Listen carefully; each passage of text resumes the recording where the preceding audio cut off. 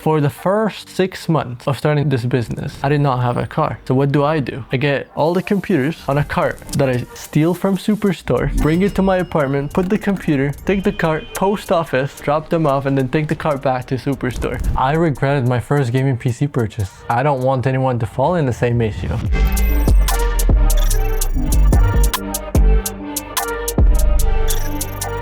So my name's Adam, and we've helped over 1,000 Canadians get the PC of their dream. So I made it my mission to help Canadians get the best deal possible on gaming computers.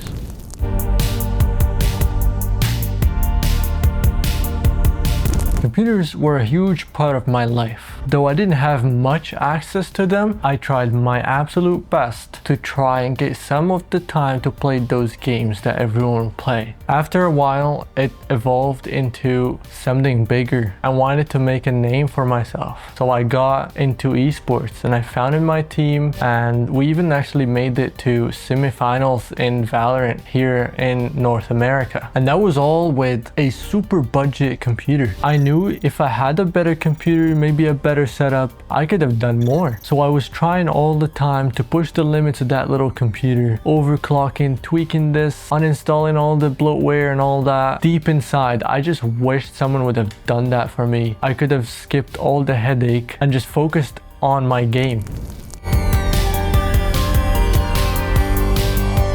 I started just buying either broken or used parts off of Marketplace and then try to make them work, fix them, and then give people a valid budget option on Marketplace for computers. And I actually would offer warranty as well, because I know how bad it feels to just buy something and doesn't work. Eventually, I gained a pretty good reputation with over 100 Facebook reviews.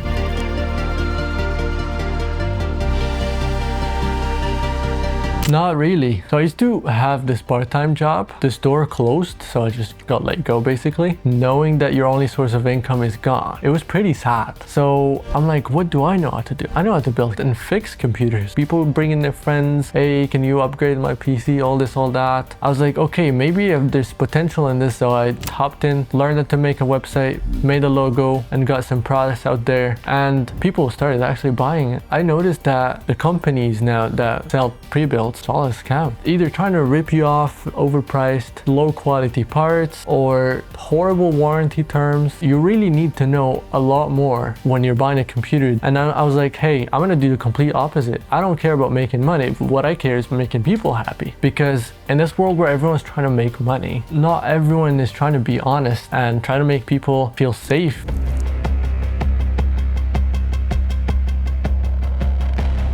I always knew starting a business was difficult, but not really this difficult. There's a lot of fraud. Scammers love high-ticket products. They can get one card, one product, get away with it. I never thought people would be this evil. Oh. The second part was trying to get this business running. I just lost my job, so I started this whole thing from my own money. My first sale, I needed to somehow come up with thousands of dollars of parts, put them together, ship them on my own expense, and then wait for PayPal to pay me. Right there, all my rent money is gone, all my food money is gone. I hope this customer is happy. Oh, it was really stressful.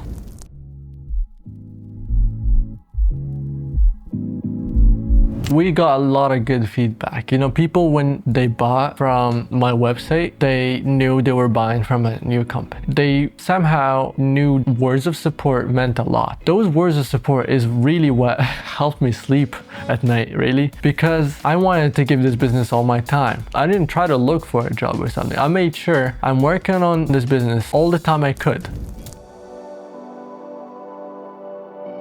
I honestly support Team Red. You know, they align a lot with my values, where they want to give gamers what they truly deserve, value and all the latest tech, and you know, they want to make sure that people who are not able to upgrade still are able to use the latest tech with FSR4 and all the backwards compatibility with all this frame gen and upscaling tech. I really support that. I use an Intel processor though.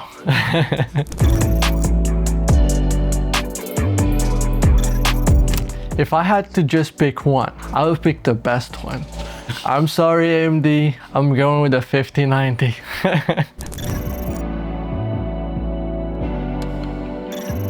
I want to say something controversial, but I do believe it's a power supply, because power supplies are a lot more technical than you think. Okay, you got the numbers that are on the box, your wattage, your 80 plus rating, but there's a lot more than that. There's your capacitors inside, the warranty that comes with it, the way how the ratings even work, it's too spaced out.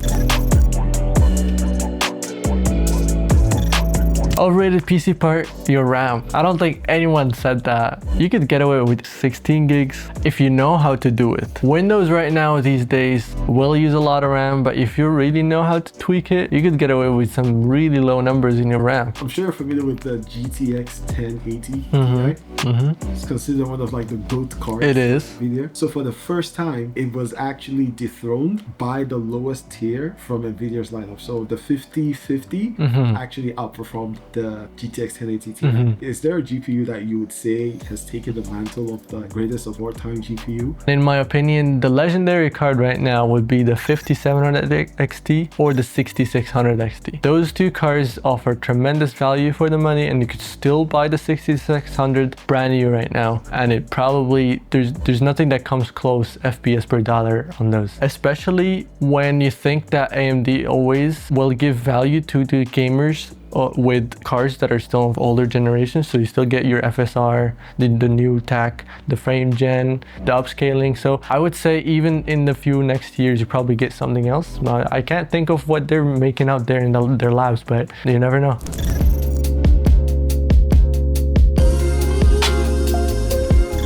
I want to become the staple of gamers here in Canada. I will keep doing it right, and I will keep trying to make people happy as much as I can. For us, it's more about happy customers and value and community. What's something Canada is known for is for their sense of how proud they are of the country, you know, buy Canadian, support Canadian. I just love to support such communities, and I think there has to be something for gamers as well. This is also something that we're working on very, very hard. Tournaments all the time. You should join the Discord, and then you'll see we get events every week, and there's opportunities for everyone to win something and create a really cozy community for everyone to belong to. I really see that with everyone's support, we could definitely make this work. For the young people out there who are trying to get into a business, start something new, what would you say to them that would be the most important advice for them to just go ahead and go for it and build their dreams? Go for it.